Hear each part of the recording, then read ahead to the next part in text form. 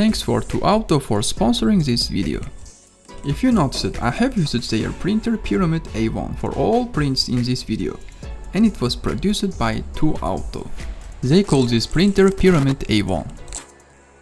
This printer has huge build volume, 300 by 300 by 400.